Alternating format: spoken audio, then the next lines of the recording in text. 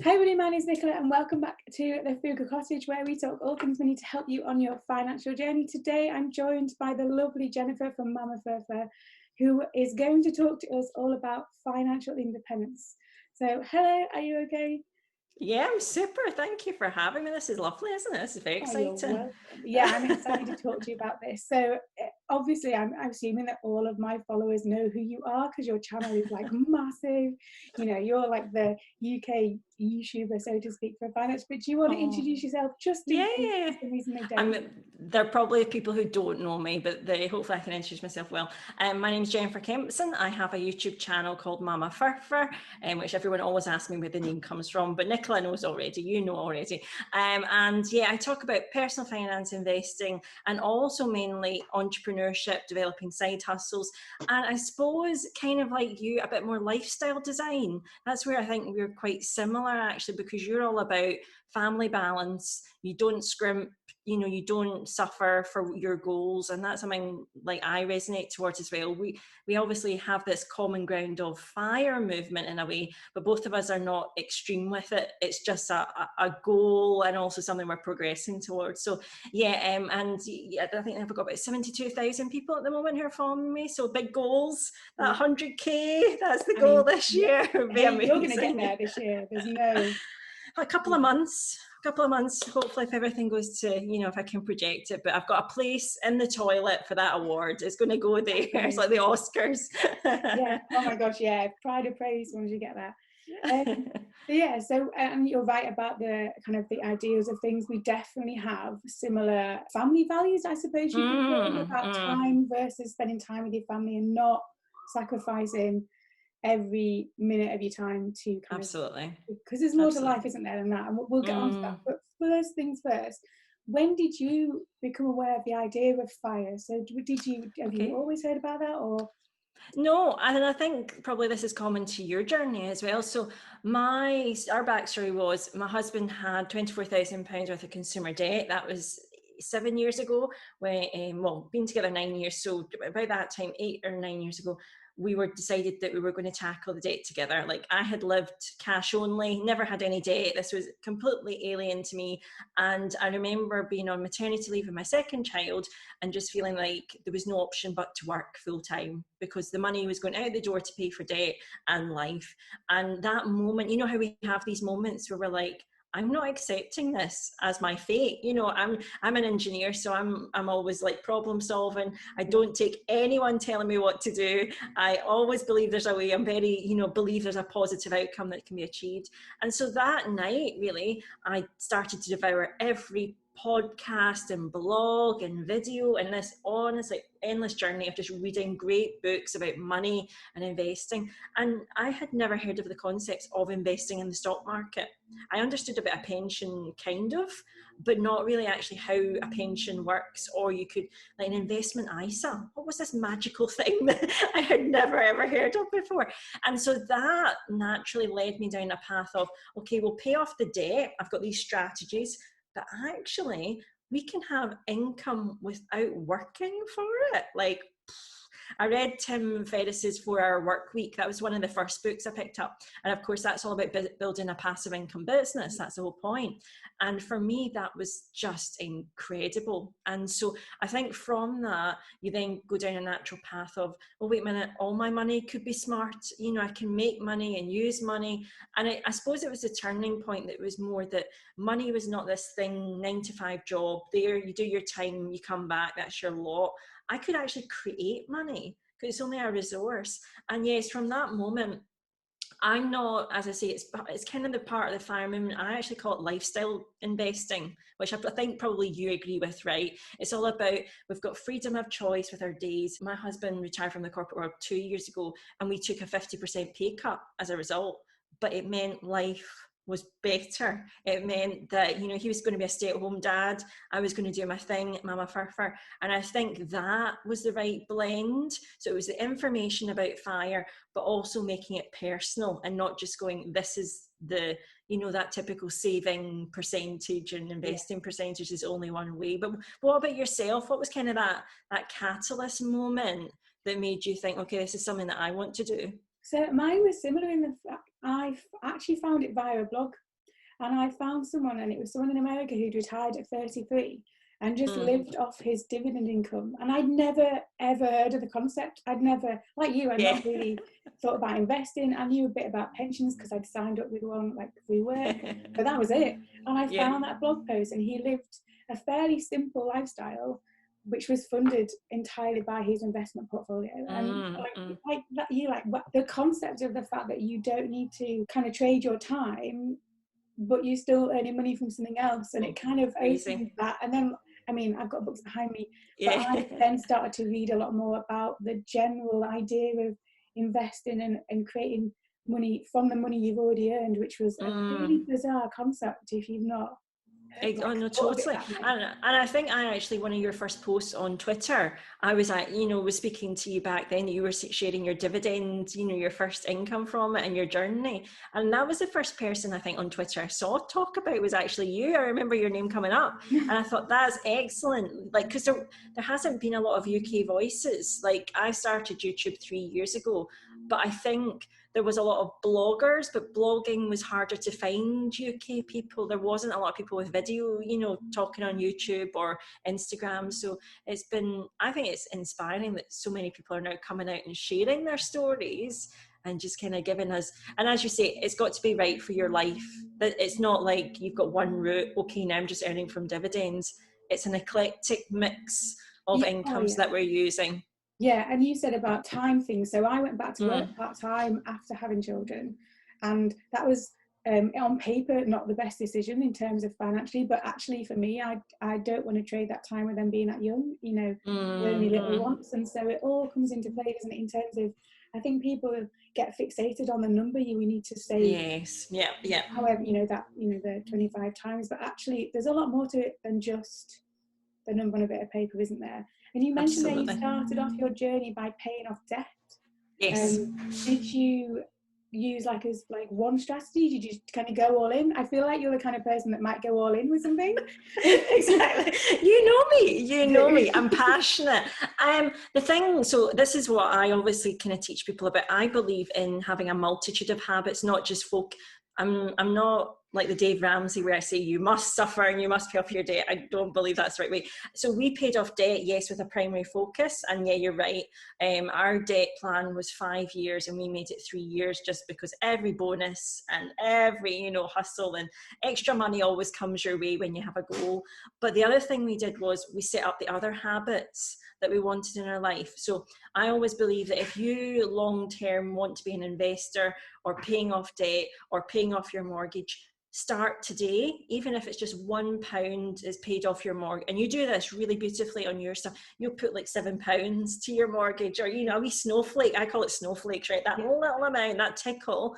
But it's the same with giving as well. Start small, and then what you can do is you can switch your focus as life changes. So when we were in paying off the debt, well, when we got rid of that debt payment, that then meant, we can fill up the investment ISA, or we can actually save, or we can give, and that's how I structure.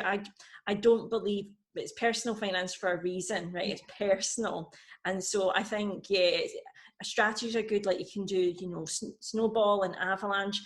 Go with what feels right and is also going to keep you motivated. For me, I just wanted rid of it. So that was the biggest motivation. I didn't care that somebody was telling me to pay off debt. I was just like, I'm getting rid of that full on. You mentioned Dave Ramsey in there, and I don't mention him very often because I feel like he's fairly forceful in some of his wording. Yeah, kind of. I'd call them like the Weight Watchers of debt payment. It's quite kind of, let's feel a little bit guilty, and it's a very strict structure, and I sometimes don't resonate with. He tries to say that it's backed by old wisdom methods. That's what and it's not. A lot of it's actually misreading things that he's quoting. He's not quoting it in the full context. So do you know what I think, though? Him in particular, very thankful that he's helped a huge number of people achieve great things.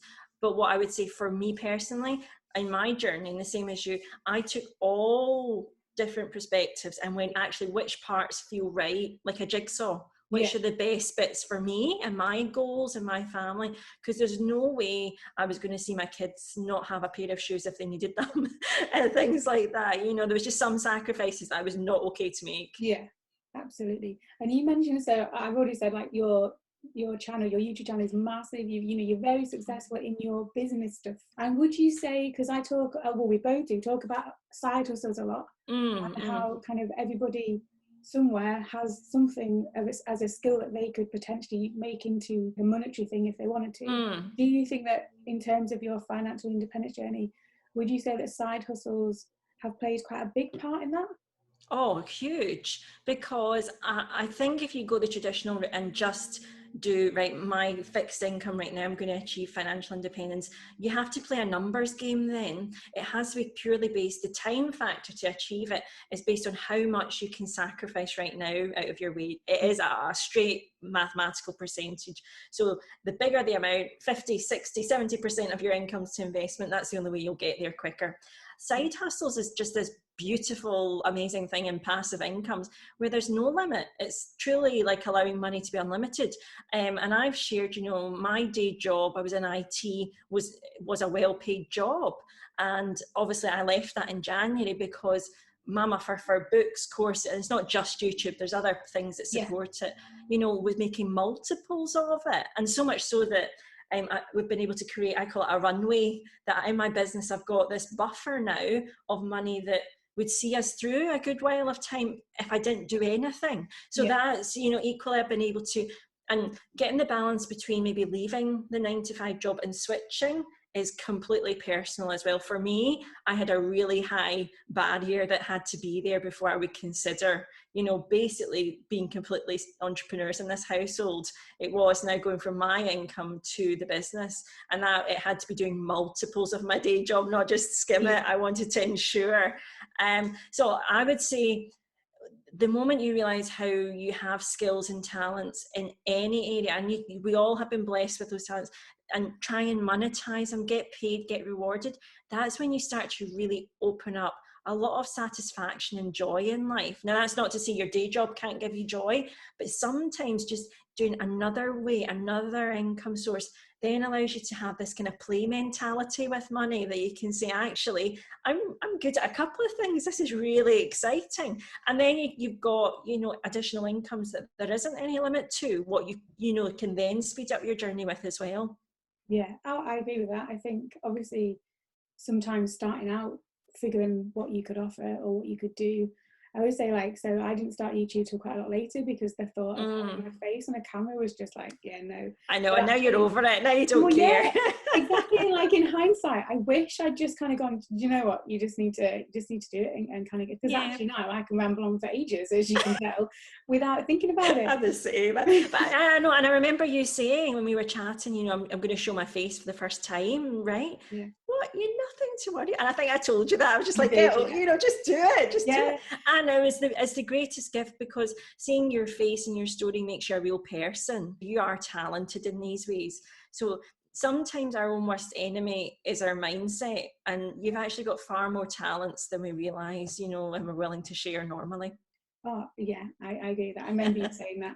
It seems like a long time ago, but I remember you saying, you know, you just need to. But it is true. But side hustles and kind of creating those, it's endless, isn't it? You could create, if you wanted, as many as you can kind of balance, I suppose. But in terms, so you've left your job, and obviously your husband is at home as well. In the next 5 years, how do you see your kind of your journey going? Is it going to be the same? Do you reckon you're going to stay? Because I always think, like, when you change from working for someone else to you've reached that goal, surely there has to be, as someone who's not reached that, there has to be some kind of mindset shift in terms of where that goes next. Oh, that's a fantastic. I've not been asked that yet. That's good, Nicola. I love it. This is like in-depth conversation. I see myself over the next year writing books a lot more. So I feel like that could be the next space. I love YouTube. Because I love talking and helping people. I don't see that going away. So I think I will become a little bit more focused on additional products that have a bit more legacy. So YouTube's amazing, but as you know, like videos, you maybe only have a couple of years lifetime of a video, and then something else will come out on top. So I feel like I want to do more books. I am just, do you know, the biggest test of faith, I suppose, was leaving my day job in January, right? And that takes, like, I've been in IT for 15, 16 years since leaving university. Yeah. And now I'm just more at a place where I'm like, okay, I'm good with knowing whatever lies ahead, we're going to be okay with. And it really is, like, my goal is obviously we're going to pay down the mortgage completely. We're going to make everything as minimum financial commitments, because we're happier sharing the stuff that we think we're good at. And I think I'd love to be remembered as somebody who did share their talents and was able to do that, especially for my family as well. So to answer your question, the 5 years I can't predict, because I'm kind of letting the world and opportunity tell me, but I would love to see myself doing this. And I think also I want to share prosperity messages as well, which is, I'm kind of known for money and lifestyle right now. I want to go deeper into that holistic approach to your life, making sure that money's a resource, but you're also doing things you're passionate about. You've got your health and well. I see that becoming something bigger, maybe branching out a little bit, but not too far from money, because money's, you know, still important and things like that in terms of, like, as a resource, how we manage it. But that's what I kind of get the feeling. But I'm open to all suggestions. I'm open. Yeah, that's interesting, because obviously kind of money underlies everything, doesn't it, whether we like it or not. But also, once you've got to that kind of the new normal, whatever your new normal might be, obviously then we talk about opportunities, but because you've got that kind of safety net, obviously then you can kind of take advantage perhaps of different pathways to see if that works or not, I suppose. I think I'm getting good at also turning down, saying no and yes to things as well. So as you're experiencing any business, you get the understanding of what's your vision, what's your goal. And if things don't feel like they're like, everybody comes to you and maybe wants to work with you or do something, but does it feel right in what you want? Like, I really like having my own freedom over my time, because I've given away so much of my time to other people's jobs. I'm now even more stubborn with it. So that's why I don't really do podcasts. I don't really do things, because I don't like the commitment of turning up. Sometimes I like the freedom of deciding what I do. So that's why I'd love to maybe focus a bit more on books and resources as well, because I think that's missing from the finance world in the UK and lifestyle design. So yeah, look, as I say, I'm just so cool with what comes my way. Then I can't muck it up. No, that sounds exciting. Well, and thank you for offering your time this morning then, because I know that time, you know, is, especially if you're kind of, if the children are at school and stuff, there's a definite window of time where you have to fit your fingers in there. And the sun is shining in Glasgow. It's amazing. It's picking it down. Is your household budget going to stay the same? Or are you more flexible? Because I just talked to someone else about this the other day, and they were asking about, once we reach it, does our household budget stay the same? And actually ours will change, because there are certain things that you will no longer have to pay for, but also there are certain things that you might want to add in. Absolutely. That's a great question. In terms of business, we could take bigger budget than what I've probably planned in the short term. I've talked about that runway that we've created. So there's money there that if we felt that lifestyle needed it. I am open to whatever we need in life. So for example, I think it will be very similar, or if not a little bit less than my income was, but the way they were looking at, I haven't had to draw a wage yet. We've just been living on like a little bit of buffer of money anyway, and dividends and things. So I think pretty much we'll plan to have the similar kind of wage, but I am very okay with that changing as feels right. Like for me, it's not about drawing the biggest wage for my business moving forward. It's all to do with our goals. So it will be, right, do we want to put a bit more into the mortgage this month or this year? Okay, that might, or actually do we want to, from a business, put into our pensions more? I think I'm leaving it quite organic. But equally, if we wanted to travel, there's a lot of stuff we could do now. Like in the summer holidays, we can now go away for those 6 weeks if we want to, and things, you know. So I think I'm going to leave it very organic. But I do believe in the kind of your needs with money. So it's not being scrimp and it's not being tight.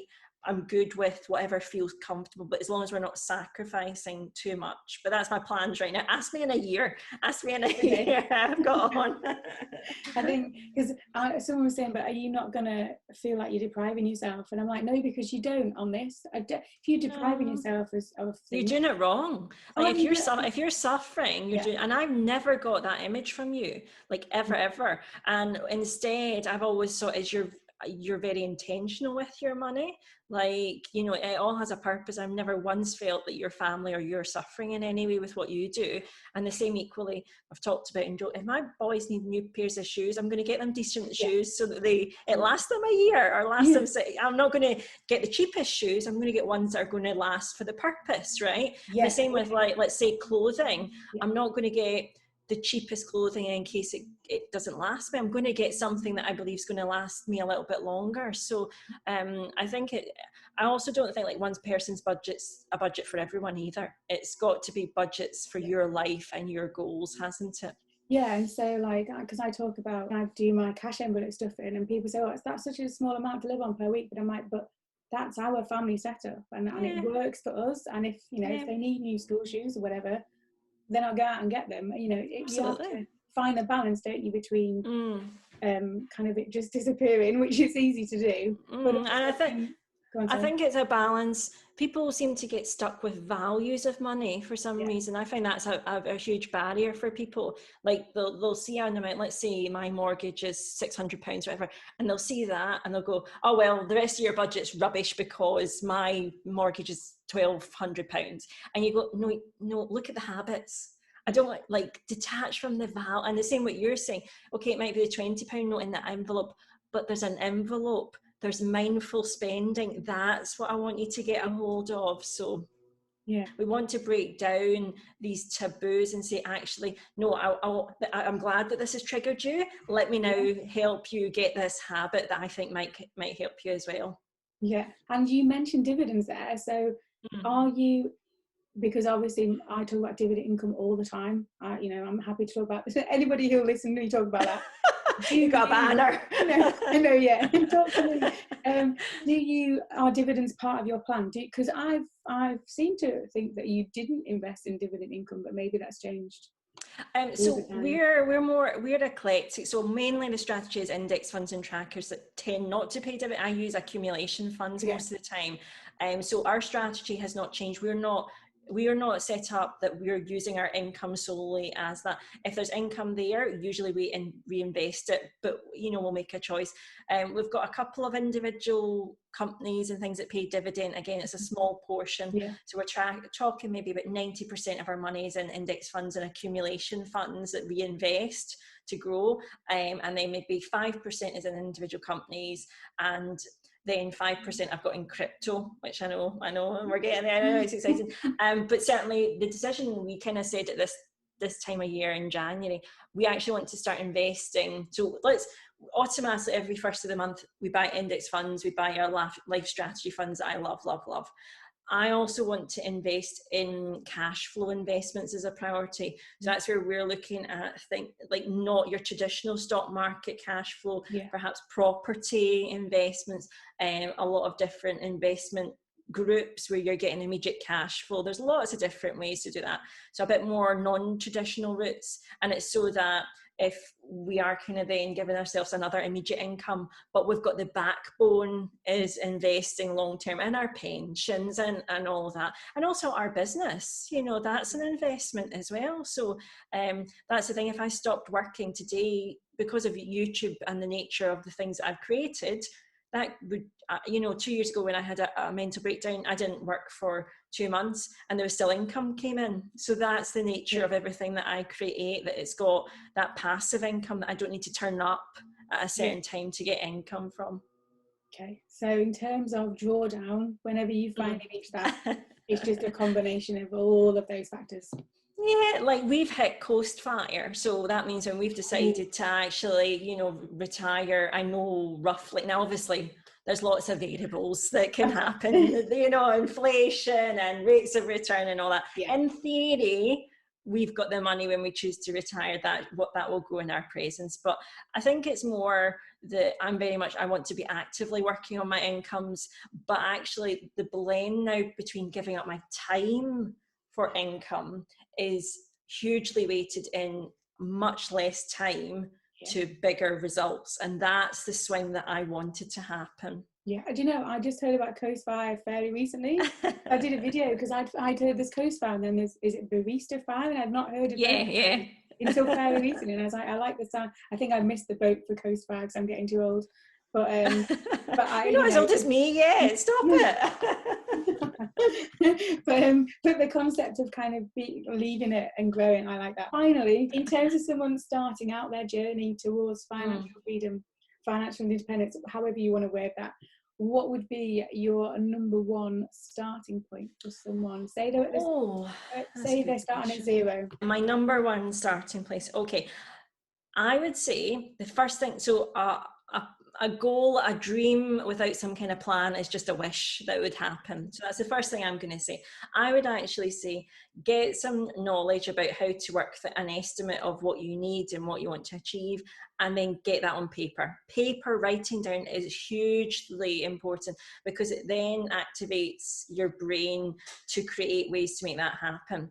And so with that goal in mind, be open to not just maybe one route to get there, be open to lots of different ways. Like our journey was just paying off debt and then estimating that we'll retire maybe about 50 or 55 or something. Well, we got there within 3 years. Like I couldn't have predicted that MamaFurFur was going to, become my full-time job or those kind of things. So be open to the world actually giving you lots of ways to achieve your goal. And really, when we talk about financial independence, I've mentioned this on my channel, it's actually time freedom and flexibility people want. It's not living off dividends. You actually want your time back. You want to choose what you do with your day. And that's why I say, like, be open to, okay, maybe I can actually go part-time and we're still good. Oh, wait a minute, I can actually set up my own business and work an hour a day or 2 hours a day after work. And that could become something in 2, 3, 4 years, right? It's a kind of long-term strategy. So I always go, what is the feeling you actually want to create by identifying with the FIRE movement? And then be open to many ways that can happen. And the other thing is just start investing. That's what you were going to say, like, just start. Don't get the fear overtake you. On you go. You go and tell me what you would do then. No, because mine actually is really similar. So mine would be like, you need to have some kind of plan. Because I'm the same. So I do monthly goals. I like a plan. And I also think writing stuff down on paper is one of the best ways in kind of cementing what you actually want that to be. And I'm the same. It's, if you talk to people, they focus on the number, but actually the whole reason behind the fine, is getting your time back, because that is the limited, isn't it? That's the limited part of that equation. We only have a limited amount of time, not to get too deep, but and it's figuring out what that means in terms of you as your lifestyle. But so a fairly similar answer actually, which is interesting. But thank you so much for joining me this morning. No worries, it's been super. And I'll leave a link below to Jennifer's channel if for some reason you're not following already, because you come over. As always, don't forget to like and subscribe here, and I will see you again very soon.